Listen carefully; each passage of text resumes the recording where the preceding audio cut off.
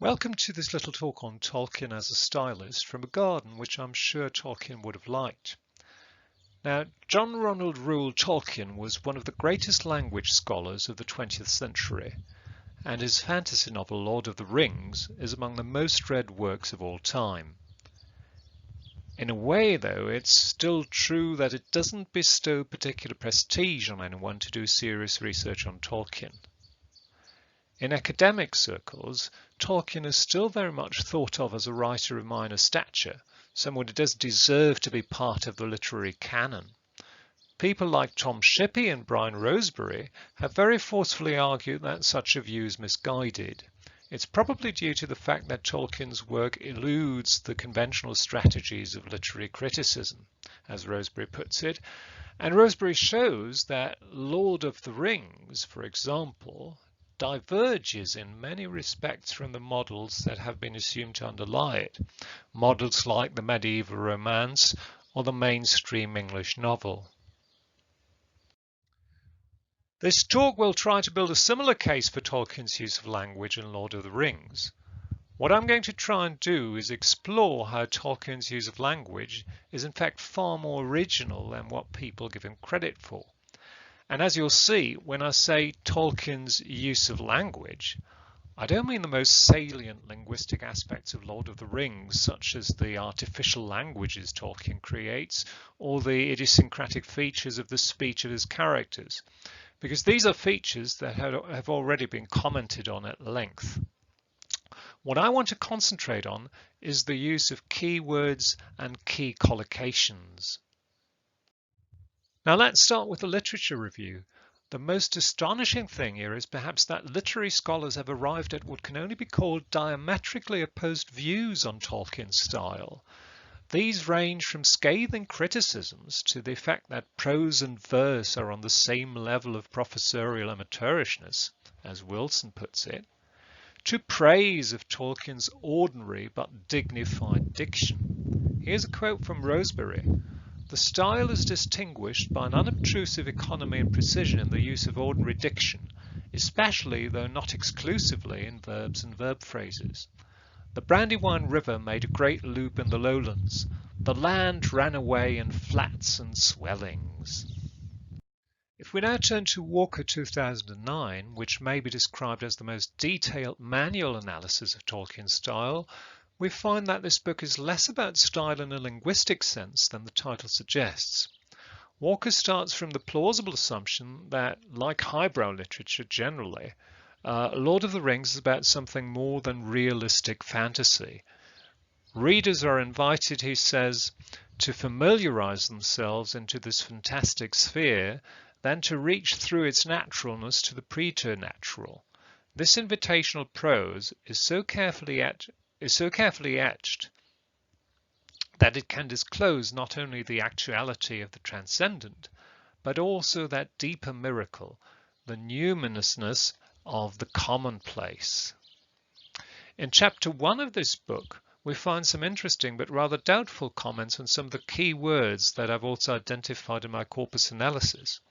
So, for example, an analysis of the noun tale leads Walker to conclude that tales, in Tolkien's idiom, are a plausible explanation of fact, an account of a life, or distant news, a tale from far off.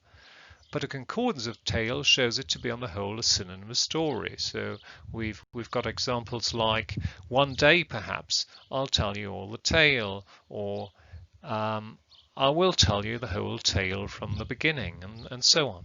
So basically, tale is a synonym of story. Another claim Walker makes is that what he calls Kabbalistic and actively ambiguous word forms such as imagined, believed, suspected, wondered, had half fancied, as if, apparently, and seemed, occur with unusual frequency. But this turns out to be true only of seemed and fancied. Apparently is even a negative keyword in Tolkien.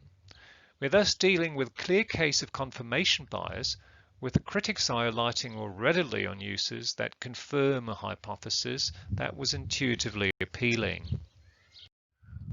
Walker also makes claims that we can find more solid evidence for, such as the fact that nature is portrayed as being animate or sentient, using key collocations like mountains march or forests stride, or the theme of onwardness, which Walker claims to be pervasive in Tolkien. So this is confirmed by keywords like road, long, hard, and plod along.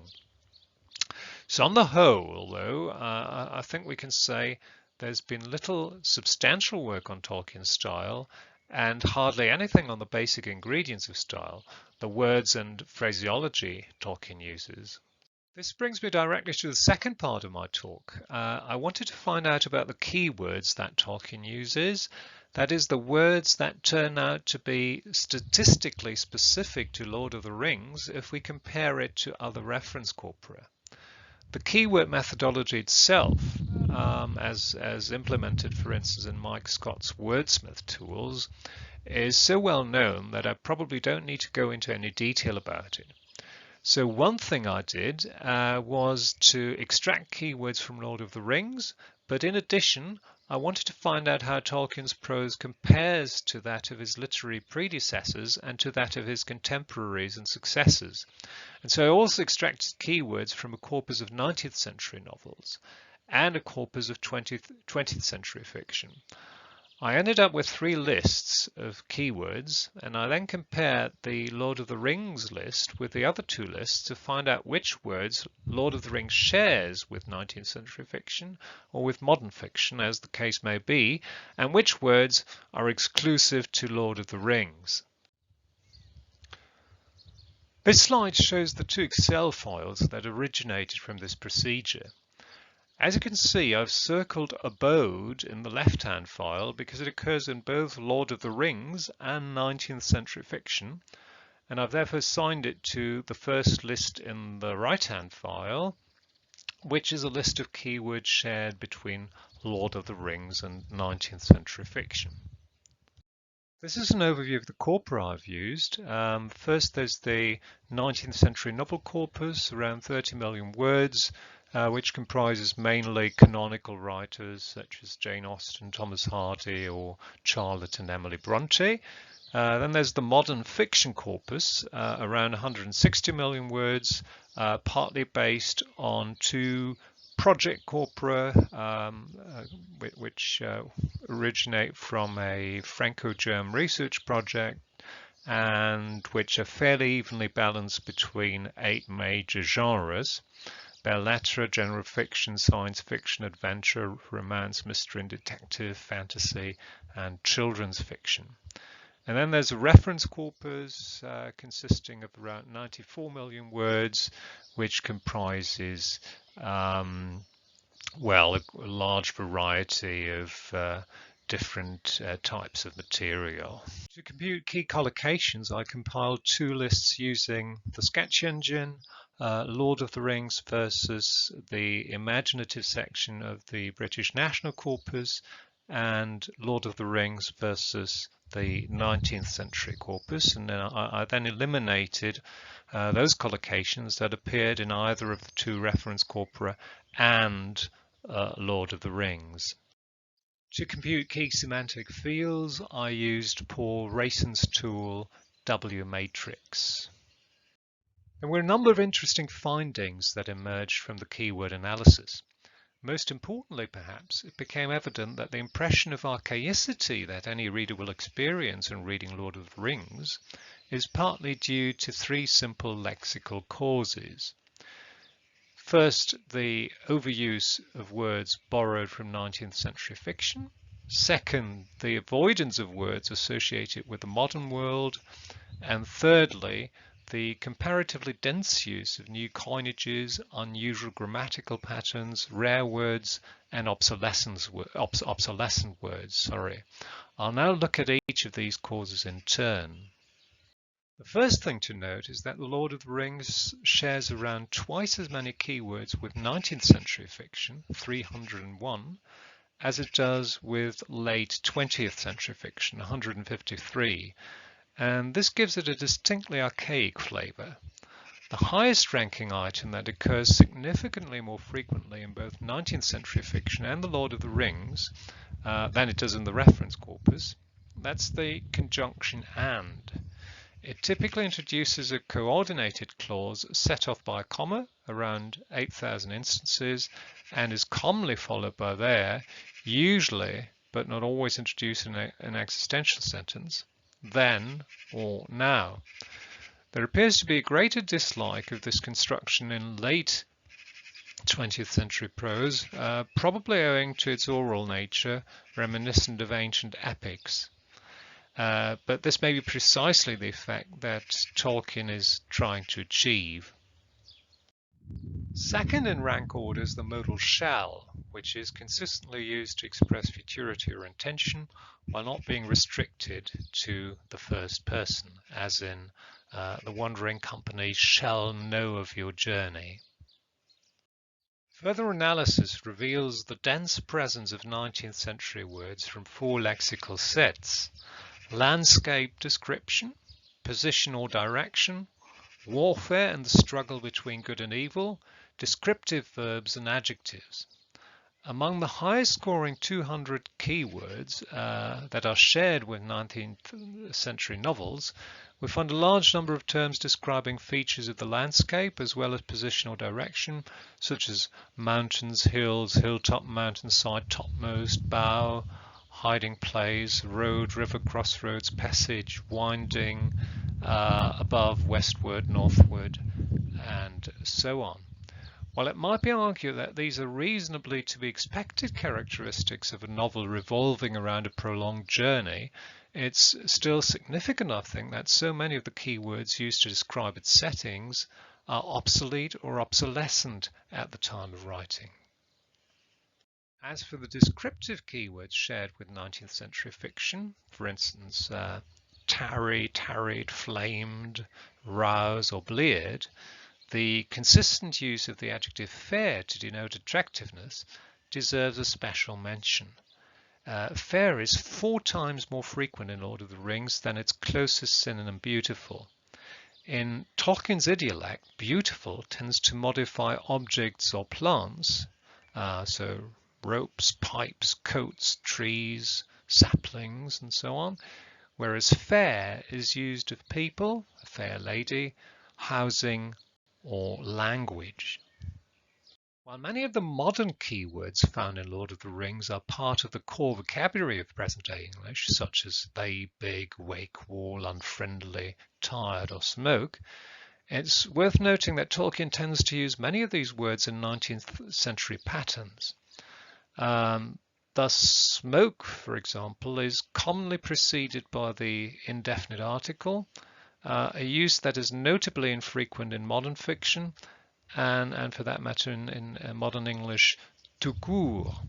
So we get I see a great smoke, or on either side ahead a darkness began to loom through the mist, or they halted.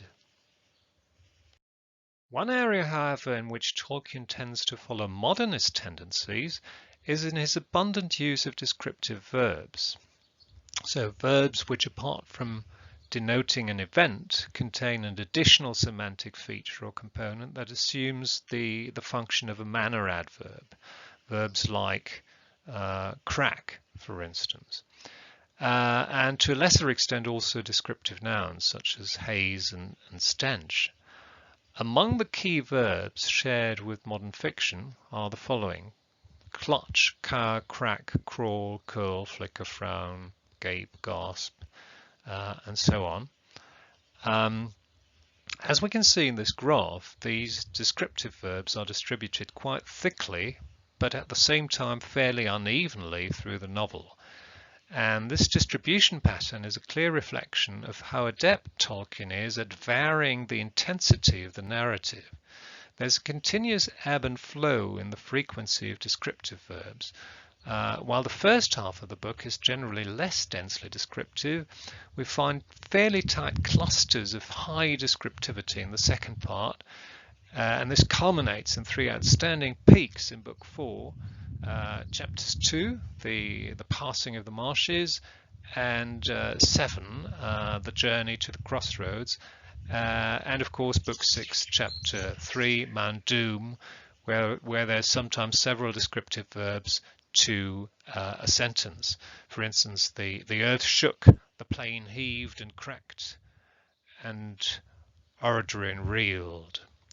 Predictably, a trough in descriptivity occurs in Book 2, Chapter 2, The Council of Elrond, which is almost exclusively dialogic in nature. So there's a fairly clear correlation between the level of suspense and verb descriptivity in Lord of the Rings, a pattern that's not uncommon in modern fiction generally. There are also some highly deliberate and recurrent choices in descriptivity, such as the association of the verb paw with Gollum, which in its turn is part of a collocational network involving crawl, creature, ground, nasty, squeal, and hiss, all of which suggests that he's more animal than human. There are also other individual keywords that are distributed unevenly across the text, such as reek, associated with Mordor, or plod in books 1 and 3. Among the other keywords shared with modern fiction are a number of comparatives, often coordinated and used in hyperbolic fashion. Deeper, which is often associated with darker and darkness, darker, louder, quicker, taller, and so on. Tolkien has a general predilection for comparatives and uses them 10 times as frequently as other authors. Few examples of that. Perilous 'tis all are the devices of an art deeper than we possess ourselves, or another way, darker, more difficult to find, more secret. It's commonly argued that Tolkien's style may have been influenced by the heroic epics he read and translated, notably his rendition of Beowulf, and this appears to tally with the evidence available from Christopher Tolkien's recent edition of his father's translation, Tolkien 2014. While Tolkien tends to avoid word forms that may sound too archaic to modern ears, outside the translational context that is, for instance, spake or aforetime, each of which occurs only once in Lord of the Rings. He still borrows a host of more or less archaic keywords from Beowulf, most of which are not significant in 19th century fiction, let alone modern fiction. He aptly describes these choices as moderate or watered archaisms in his letters. But although he draws deliberately on the language of ancient epics, he doesn't just confine himself to adopting some of these words, but rather he stretches them creatively to cover a wider range of uses than was possible in Old or Middle English. One example of this is the use of the past tense form of smite to mean strike. The originality here lies in Tolkien combining an archaic verb with both 19th and 20th century patterns. The patterns in question are identical to those of strike, the subject of strike being lightning or light, for instance, and the direct object human or a body part. And we find sentences like, with mighty strength he smote with his warlike sword, or their hammer on the anvil smote, their chisel clove, and so on.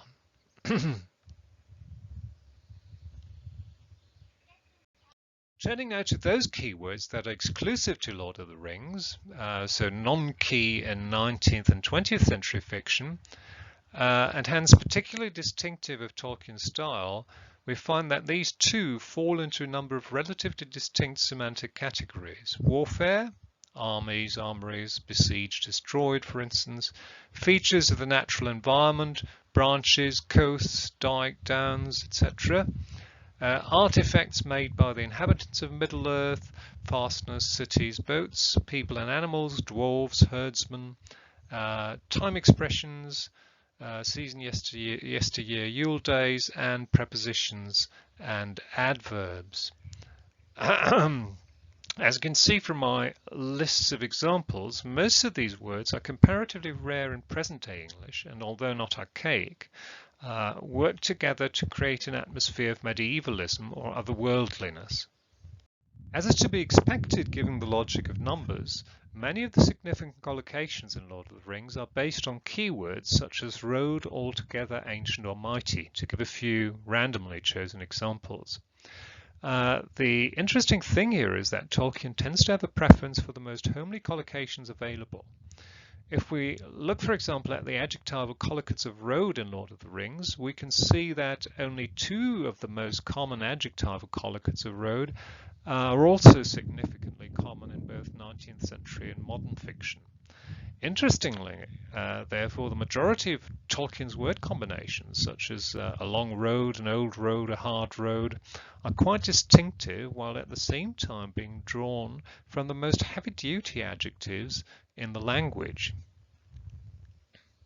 This may lead us to hypothesize that Tolkien uses everyday adjectives in novel or unusual collocations, and that hypothesis is at least partially borne out by the evidence.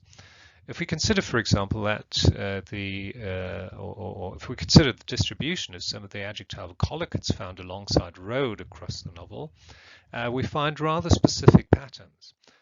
Great, for example, is most commonly associated with 3 meaning groups: abstract nouns such as peril, deed, force, power, and so on; concrete objects such as trees, stones, halls; and natural phenomena such as clouds, storms, shadow.